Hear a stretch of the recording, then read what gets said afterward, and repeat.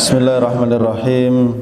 Assalamualaikum warahmatullahi wabarakatuh. Alhamdulillahi rabbil alamin, alladzi nazzala al-furqana ala 'abdihi liyakuna lil 'alamina nadhira. Asyhadu an la ilaha illallah wa asyhadu anna Muhammadan 'abduhu wa rasuluh.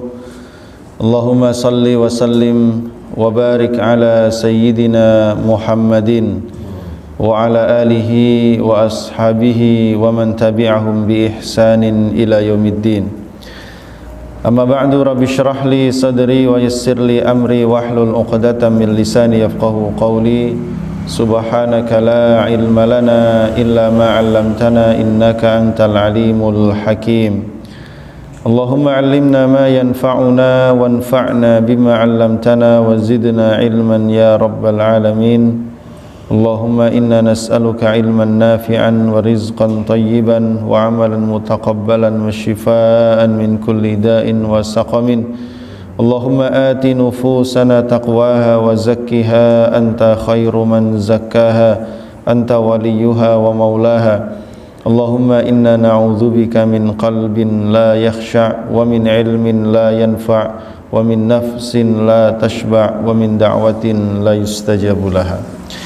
Ma'asyiral muslimin, jamaah salat subuh yang dimuliakan Allah Subhanahu wa taala. Alhamdulillah, pagi hari ini Allah masih memberikan kepada kita banyak nikmat karunia sehingga pada pagi hari ini kita bisa hadir di tempat ini, di masjid ini, melaksanakan salat subuh berjamaah, di mana Rasulullah sallallahu alaihi wasallam mengatakan, seandainya mereka mengetahui apa yang Allah akan berikan kepada orang yang melaksanakan sholat subuh berjamaah, niscaya mereka akan datang ke masjid meskipun dengan cara merangkak. Ini menunjukkan betapa besarnya karunia dan janji serta pahala yang akan Allah berikan bagi yang melaksanakan sholat subuh berjamaahnya di masjid. Ya, karena jangankan sholat wajibnya, bahkan sunnah qobliyah subuh saja itu diberikan oleh Allah kebaikan khairun minad dunya wa ma fiha. Ya, pahalanya jauh lebih baik daripada dunia dan isinya. Alhamdulillah, pagi hari ini kita sudah dapat lebih dari dunia dan isinya. Masya Allah. Bapak-bapak yang dimuliakan Allah Subhanahu wa taala, untuk itu kita sebagai seorang mukmin, seorang muslim, hendaknya selalu berusaha, mengusahakan, bahkan memaksakan diri untuk terus bisa komitmen untuk datang hadir sholat berjamaah di masjid. Karena kita tidak sekedar akan mendapatkan pahala yang besar dari Allah, tetapi juga kita akan mendapatkan banyak kebaikan dalam kehidupan kita di dunia. Dengan rajin kita ke masjid, kita jadi sering bertemu, bertegur sapa, dan berkomunikasi dengan saudara-saudara kita, tetangga-tetangga kita, sehingga yang kurang kenal akhirnya menjadi kenal dan akrab, sehingga kemudian terjadi interaksi sosial yang dengan itu tentu akan banyak manfaat yang kita dapatkan. Belum lagi dengan serangkaian banyak manfaat-manfaat lainnya, apalagi dengan adanya kajian-kajian ilmu, ini menambah wawasan dan pengetahuan kita tentang agama Islam, yang dengan itu kualitas keislaman kita, kualitas keimanan kita dan ketakwaan kita, kualitas ibadah kita insya Allah semakin baik. Kalau orang pemahamannya terhadap Islam itu makin bagus, otomatis kualitas ibadahnya makin bagus, kualitas keikhlasannya juga makin baik. Tetapi kalau orang tidak pernah mau datang ke majelis ilmu, tidak pernah mau hadir ke kajian-kajian ilmu, tentu pemahaman keislamannya kurang baik, ya, sehingga dikhawatirkan semangatnya beramal, semangatnya beribadah juga kurang baik. Sekalipun beramal, khawatirnya kurang dilandasi dengan ilmu. Amal yang dikerjakan tanpa ilmu tentu pahalanya tidak maksimal. Amal yang dikerjakan tanpa ilmu Ya, kata Umar bin Abdul Aziz, orang yang beramal tanpa ilmu, yang dirusak akan jauh lebih banyak daripada yang diperbaiki.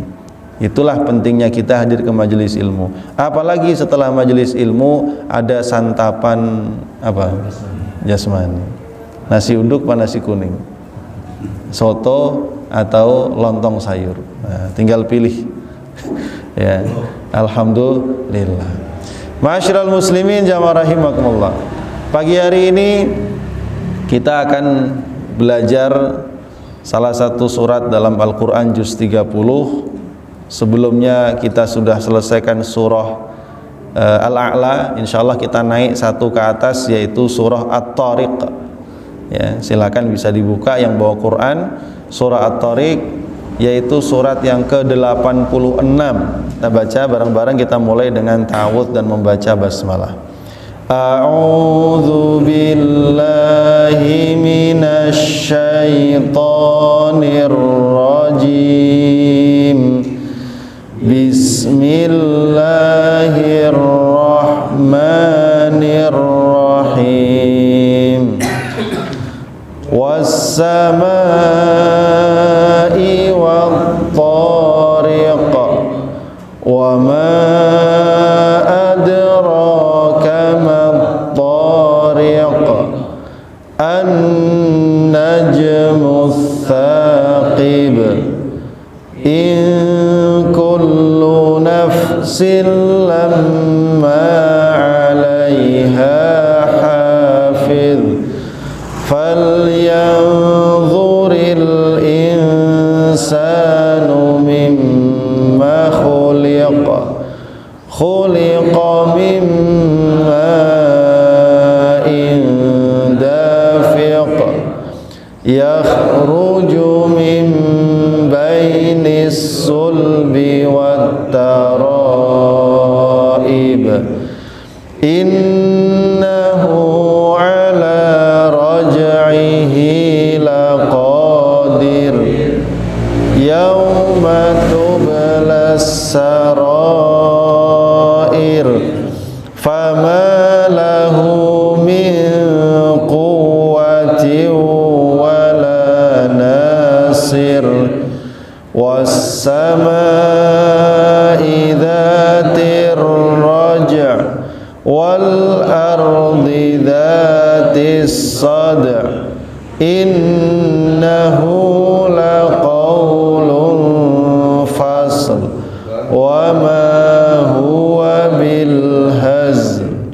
Innahum yakiduna kaida wa akidu kaida. Famahhilil kafirina amhilhum ruwaida. Shadaqallah. Baik. Surah At-Tariq, jumlah ayatnya ada 17. Disebut At-Tariq karena ada lafal At-Tariq di dalam rangkaian ayat-ayatnya. Surat ini termasuk surah Makkiyah, artinya diturunkan sebelum hijrah, dan berarti tema-temanya berpusat seputar tentang keimanan kepada Allah dan hari kiamat.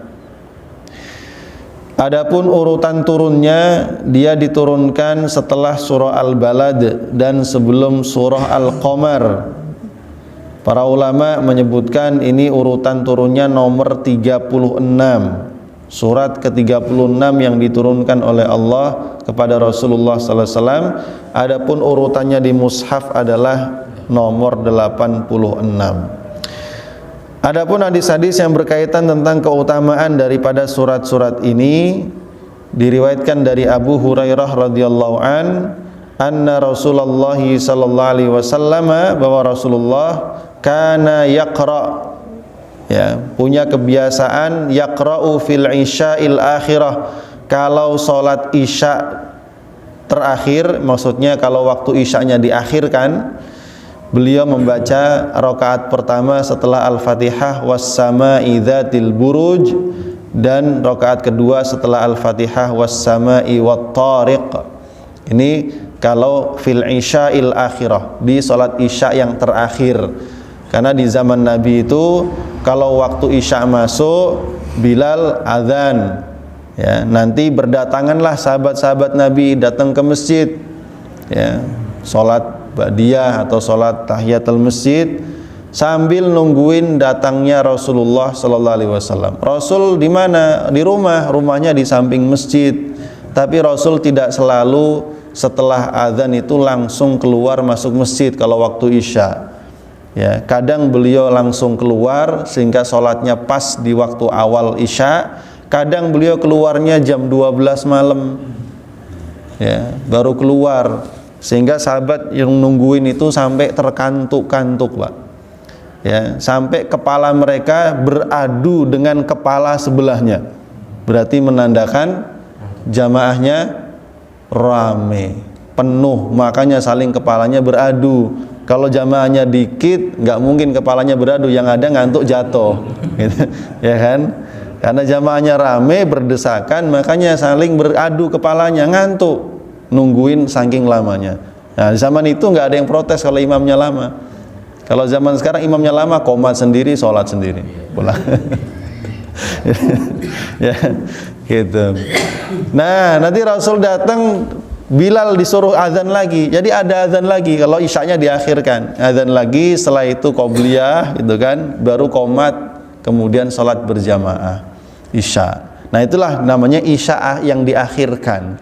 Itu boleh kalau itu bareng-bareng. Kalau rame, kalau sendiri-sendiri nggak boleh. Kata Ustadz Nabi kalau sholat isya kadang-kadang diakhirkan. Senter aja deh kalau mau subuh. Nah, itu nggak boleh itu. Karena itu kemauan sendiri, ya, pribadi. Kalau ini berjamaah emang satu masjid, ya, satu masjid begitu. Dan biasanya seperti itu langsung dilanjut dengan sholat qiyamul lail, ya, masing-masing, ya, atau kadang berjamaah tapi tidak serami itu kalau berjamaah. Ya, baik, ma'asyiral muslimin jamaah rahimakumullah. Ini keutamaan. Jadi surat yang sering dibaca Rasulullah sallallahu alaihi wasallam dalam salat isya yang akhir. Hadis yang lain dari Jabir bin Samurah radhiyallahu anna nabiyya sallallahu alaihi wasallam kana yaqra'u fi dhuhri wal asri.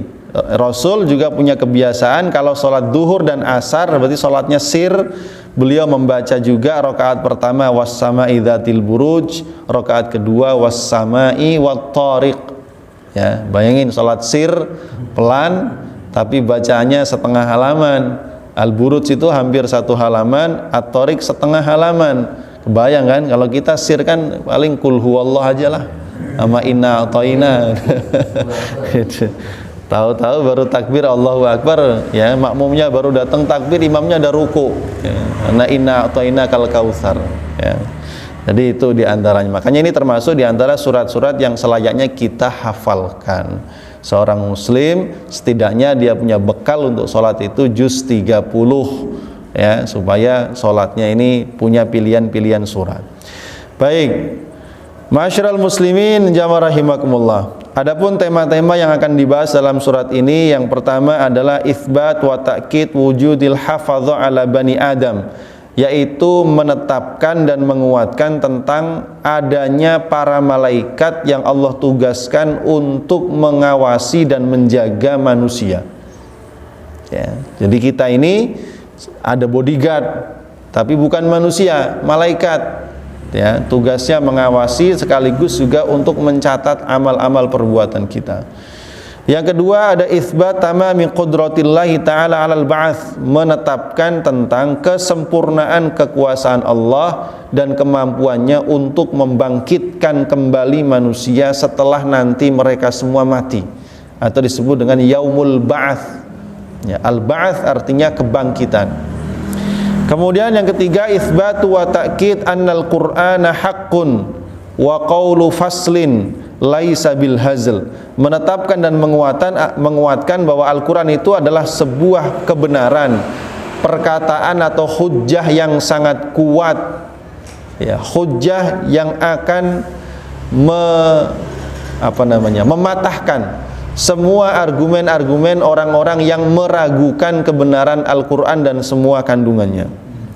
Dan yang keempat, yang terakhir, at-tahdid wal wa'id lil kafirin, adalah tekanan sekaligus ancaman bagi orang-orang yang mengingkari ya, terhadap Al-Quran, mengingkari Allah dan Rasulullah sallallahu alaihi wasallam. Baik, ma'asyiral muslimin jamaah rahimakumullah. Kita masuk dalam pembahasan ayat-ayatnya. Surat ini sebagaimana karakter surat-surah Makkiyah yang lainnya dan juz 30 secara khusus dimulai dengan sumpah. Was-sama'i, dan demi langit. Ya. Wat-tariq, dan demi bintang yang disebut at-tariq. Demi langit dan demi bintang yang disebut dengan at-tariq. Ya, kalimat tariq ya, itu diartikan sesuatu yang datang di malam hari, Pak. Ya. Dulu orang-orang musafir kalau pulangnya datang sampai rumah itu malam disebutnya tariq. Ya. Kenapa? Ngetuk-ngetuk pintu di malam hari. Tariq, toroko itu artinya juga ngetuk-ngetuk. Ya. Yatruku, ngetuk-ngetuk. Makanya palu itu bahasa Arabnya mitrokoh, ya. Alat buat ngetok. Ya. Mitrokoh. Ya. At-tariq, sesuatu yang datang di malam hari. Wa summiyan najmu tariqan li'annahu la yura illa bil-lail. Bintang disebut tariq karena dia tidak terlihat kecuali di malam hari. Dalam sebuah hadis Rasulullah sallallahu alaihi wasallam mengatakan, disebutkan bahwa annahu sallallahu alaihi wasallam naha an yatruqa ar-rajulu ahlahu lailan. Rasulullah melarang seseorang kalau pulang itu mengetuk pintu rumahnya itu malam-malam. Ya, ini Rasulullah melarang, walaupun larangan ini bukan berarti larangan haram ya, tapi larangan makruh. Hendaknya kalau safar dipastikan atau diusahakan nyampe rumahnya itu jangan malam gitu kan. Tengah malam pas orang udah tidur. Saya mau khawatir apa gitu kan ngetok ya.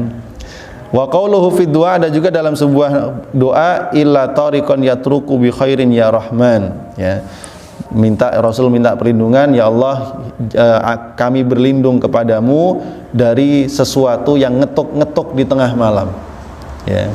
Khawatir itu sesuatu yang membahayakan, kecuali sesuatu yang mengetuk yang itu membawa kebaikan. Kalau itu nggak apa-apa. Ya. Nah, masalahnya sekarang jelang tanggal 27 banyak yang ngetok-ngetok tengah malam, Pak. Ngapain tuh? Hati-hati ya kan. Kalau itu mempengaruhi ya akal sehat kita, nggak bener itu, ya kan? Hati-hati nih, bentar lagi. Ya. Baik. Wa ma adraka mat-tariq. Tahukah engkau apa itu yang disebut dengan at-tariq? At-tariq di sini ditafsirkan langsung oleh Allah dalam ayat yang ketiga, yaitu an-najmu ats-tsaqib. At-tariq memang artinya bintang yang terlihat di waktu malam, tapi bintang yang seperti apa? An-najmu, bintang, ats-tsaqibu, yang bersinar dengan sangat tajam. Ya. Sehingga membelah kegelapan itu sampai kegelapan itu benar-benar hampir hilang, terang beneran. An-najmu tsaqib. Kira-kira bintang model apa ini? Ya. Mungkin orang bilang itu seperti sebuah meteor. Ya, bintang lewat, ya, at-tariq, ya. Baik. Al-mudi'u alladhi yathqubu adh-dhulama binurihi, yaitu bintang yang bersinar terang yang membelah gelapnya malam dengan cahayanya. In kullu nafsin lamma 'alaiha hafidh. Ya, tidak ada satu jiwa pun melainkan padanya terdapat malaikat yang menjaga. Hafizun, malaikat yang menjaga. Nah, di sini adalah jawab daripada qasam atau sumpah. Ketika Allah bersumpah berarti ada yang ingin disampaikan. Sama seperti manusia itu kalau sampai sumpah-sumpah, apa gunanya sumpah-sumpah, Pak?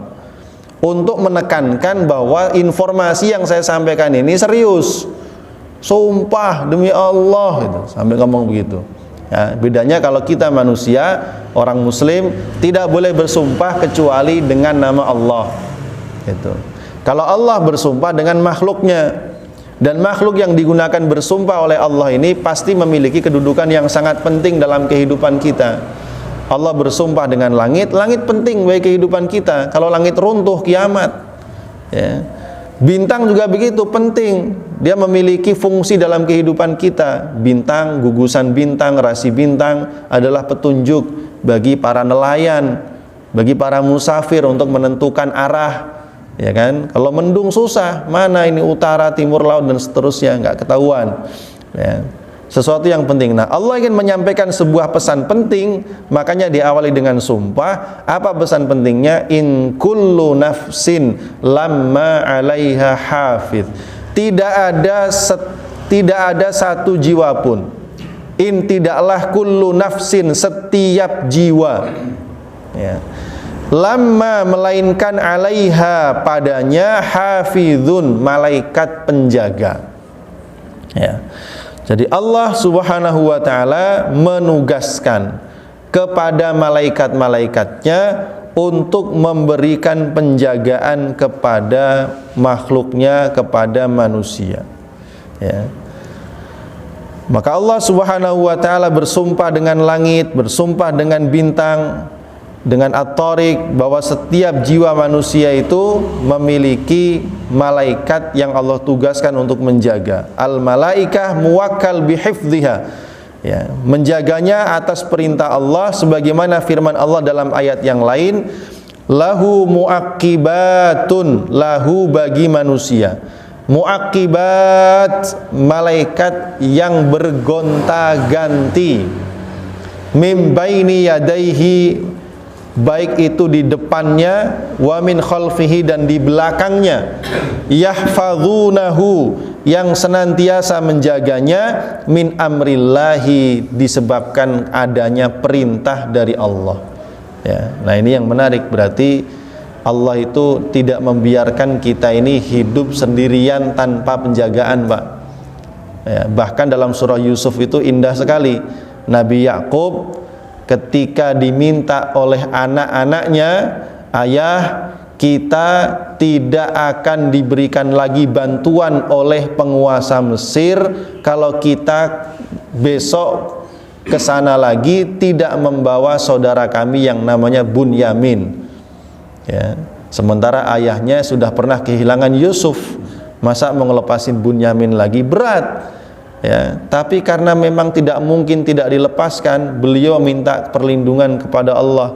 Fallahu khairun hafidha wa huwa arhamur rahimin. Maka Allah lah sebaik-baik sang penjaga. Ya, dan dialah yang paling penyayang di antara yang mengaku sayang. Ya, ini ayatnya yang bagus. Fallahu khairun hafidha wa huwa arhamur rahimin. Nah, jadi ma'asyiral muslimin jamaah rahimakumullah, dengan demikian kita menjadi faham, mendapatkan informasi, dan informasinya valid, bisa dipercaya karena sumber informasinya juga valid. Dari mana berasal? Dari Al-Qur'an. Al-Qur'an itu sumber informasi yang sangat valid, tidak bisa diragukan. Kok bisa? Karena yang menyampaikan kepada kita itu adalah Allah. Dan Allah melalui malaikat Jibril. Malaikat Jibril malaikat terbaik, tidak mungkin berbohong, tidak mungkin berdusta. Lalu disampaikan lagi kepada kita melalui Nabi Muhammad sallallahu alaihi wasallam. Nabi Muhammad sepanjang hidupnya dari mulai lahir sampai meninggal tidak pernah berdusta. Kalau orang itu tidak pernah berbohong, berarti ucapannya pasti selalu jujur. Maka Quran ini informasi yang valid. Ya.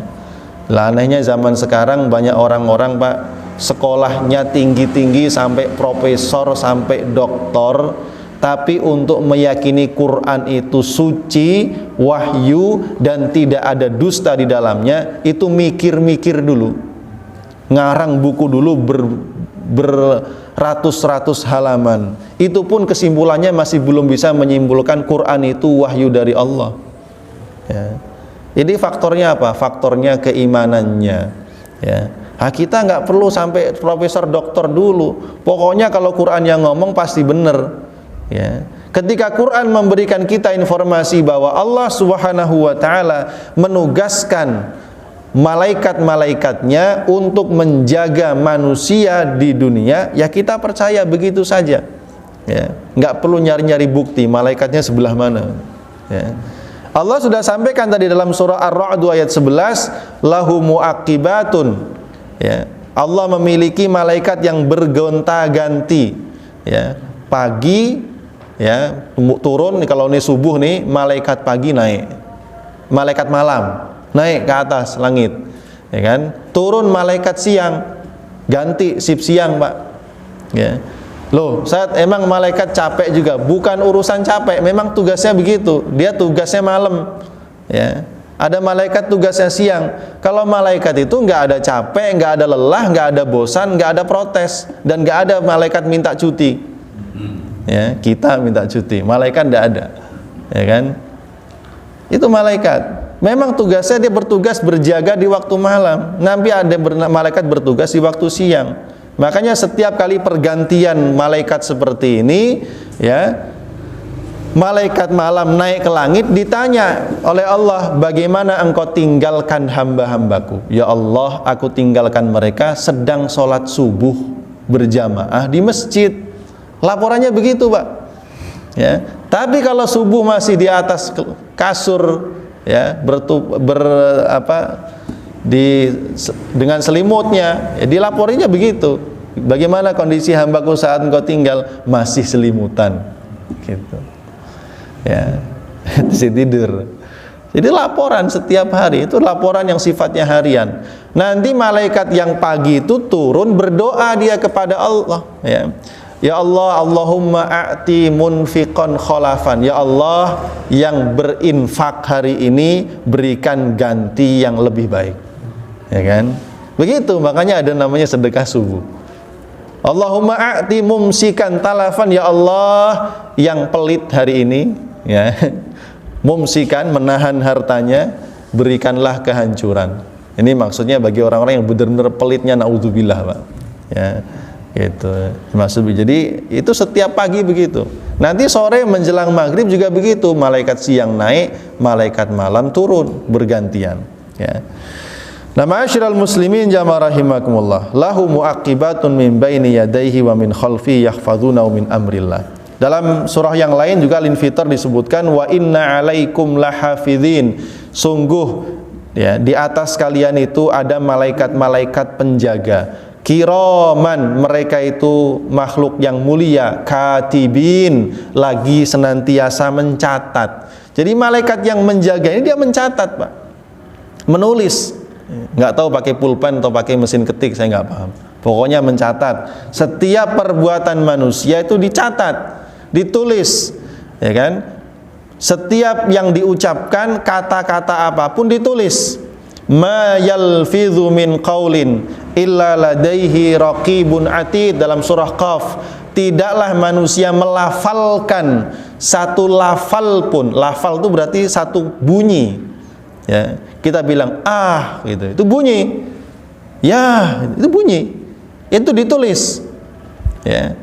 Illa ladaihi, kecuali di sisinya itu raqib, malaikat yang mengawasi, atid, malaikat yang mencatat, ya. Jadi nggak lolos tuh, ya, walaupun kita ngomongnya bisik-bisik, ngomong sendiri, ya, itu malaikat tulis tuh. Kalaupun kita nggak ngomong lewat lisan tapi bikin status di media sosial, catat tuh, bikin status apa hari ini, ya, tercatat. Kiraman katibin ya'lamuna ma taf'alun, mereka mengetahui apapun yang kalian lakukan. Ini malaikat, ya. Jadi, ya, makanya manusia itu ya bukan bisa lolos karena tingkat pengawasannya berlapis. Tentu Allah itu punya sifat Pak Al-Alim, Maha mengetahui. Allah juga punya sifat Al-Basir, Maha melihat. Allah juga punya sifat Ar-Raqib, Maha mengawasi. Dan Allah juga punya sifat Al-Khabir, mengetahui dan akan menginformasikan. Khabir, ya, itu kalau dalam bahasa Arab khabirat itu artinya intelijen, ya. Jadi manusia itu benar-benar diawasi oleh Allah itu dengan pengawasan yang sangat berlapis, ya. Dicatat pula oleh malaikat, nggak tahu ISO-nya berapa itu dah, ya, tingkat tinggi, semua ditulis, ya. Karena itu ada doa yang sangat indah sekali yang diajarkan Rasulullah SAW kepada kita, cukup panjang doanya, ya, yaitu doa meminta kepada Allah ampunan dan afiyah. Allahumma inni as'alukal afwa wal afiyah Ya Allah, kau mohon kepadamu al-afwa, ampunan atau keselamatan, wal afiyah, dan perlindungan. Makanya sehat wal afiat. Afiat itu perlindungan dari segala macam hal yang dapat merusak. Tidak cuma merusak kesehatan fisik, tapi kesehatan mental, kesehatan iman, kesehatan akidah, kesehatan keluarga, begitu Pak. Ya, minta perlindungan dari segala macam hal. Afiyah. Allahumma inni as'alukal afwa wal afiyah fid dunya wal akhirah. Allahumma inni as'aluka al afwa wal afiyah fi dini, dalam agamaku, wa dunyaya, dalam duniaku, wa mali, dalam hartaku, wa ahli, dan keluargaku. Ya. Allahumma astur aurati, ya Allah tutupilah aib-aib dan auratku. Wa amin rawati, dan berikanlah keamanan terhadap jiwaku. Ya. Keamanan jiwa, keamanan pikiran, ketenangan. Allahumma hfazni min baini yadayya wa min khalfi, ya Allah berikanlah perlindungan, jagalah aku dari arah depan dan arah belakang. Wa an yamini wa an shimali, dari arah kanan dan arah kiriku. Wa min fauqi, dan dari arah atasku. Kita minta perlindungan kepada Allah. Wa a'udzu bika wa a'udzu bi'azamatika min an ughtala min tahti, dan aku mohon perlindungan dengan keagunganmu agar jangan sampai aku terkena hukuman dari bawah kakiku. Tiba-tiba kena gempa bumi dari bawah kan. Nauzubillah min dzalik. Itu doanya. Minta penjagaan kepada Allah dari arah depan, belakang, kanan, kiri, atas, dan bawah, ya. Sehingga lengkap penjagaan kita dari Allah Subhanahu wa taala. Nah, ma'asyiral muslimin jamaah rahimakumullah, ini yang Allah ingin sampaikan kepada kita. Tadi tema pertama dalam bahasan surat ini ingin menegaskan kepada kita Allah itu memiliki malaikat-malaikat yang bertugas menjaga kita. Ya, namun problemnya Pak, kita ini punya hawa nafsu. Ya. Dan ditambah lagi adanya waswasatus syaiton, bisikan setan. Ya kan? Karena setiap manusia yang terlahir ke dunia lahir pula korinnya dari golongan jin. Yang korin ini terus membersamainya sampai dia mati. Kan? Korin ini membisikkan keburukan, sedangkan malaikat membisikkan kebaikan. Karenanya selalu ada perang batin dalam hati kita ini. Urusan udah jelas baik, sholat jamaah itu jelas baik, kadang masih ragu, berangkat nggak ya? Berangkat nggak ya? Udah datang, udah nyampe ke pintu, mundur lagi, ya kan? Udah keluar ke teras, masuk lagi, ragu. Padahal urusan sudah jelas-jelas kebaikan, ya kan? Udah niat infak dari malam, besok saya mau infak sedekah subuh misalkan. Udah dikantongin, kebawa pulang lagi. Entah apa itu, gimana ceritanya, begitulah manusia, ya. Nah, makanya pembisik-pembisik ini setiap kita mau tidur, ya, maka malaikat itu membisikkan kepada kita, akhiri hari ini dengan kebaikan. Maksudnya diajak berdoa, berzikir kepada Allah sebelum tidur, ya. Sedangkan yang lain yaitu jin tadi atau setan itu membisikkan kepada kita, udahlah mau tidur aja, nggak usah aneh-aneh gitu. Ya. Mana siapa yang menang? Yang menang yang kita pilih Pak, kan begitu. Kalau kita memenangkan yang pertama, kita memilih yang pertama, yaitu memilih bisikan malaikat, ya setannya itu pergi. Maka kita tidur malam itu dalam kondisi dia dijaga malaikat. Ya, tapi kalau sebaliknya kita milih yang lain, ya, kita milih tadi jin itu yang membisikkan keburukan kepada kita, ya, yang terjadi ya kita dalam malam itu ya tidurnya ditemenin setan, ditemenin jin, ya. Makanya ketika Rasulullah SAW mengatakan setiap kali manusia tidur itu setan mengikatkan 3 ikatan. Kalau dia terbangun di tengah malam, katakan jam 3, setengah 4 dia terbangun, dan dia benar-benar bangun, lepaslah 1 ikatan. Kalau dia datang ke air lalu mengambil air wudhu, lepas ikatan kedua. Kalau dia kemudian ngambil sajadah, dia sholat, lepaslah ikatan ketiga. Dan pagi hari itu dia akan menjadi seseorang yang bersemangat di dalam kebaikan. Jadi paginya itu pagi yang semangat. Tapi kalau sebaliknya orang terbangun di tengah malam, ya, jam 3, setengah 4, ya kan, dia nggak bangun, tidur lagi, bangun lagi, tidur lagi. Namanya Mbah Surit. Ya, namanya Mbah Surip ya udah ya pagi hari itu apa? Balas syaitan fi udhunaihi, setan kencing di telinganya. Maka pagi hari itu dia menjadi orang yang lemes dan malas ya. Nah itu rahasianya mau semangat bangun pagi ya. Ma'asyiral muslimin jamaah rahimakumullah ya. Jadi Allah ingin menegaskan ada malaikat yang menjaga kita.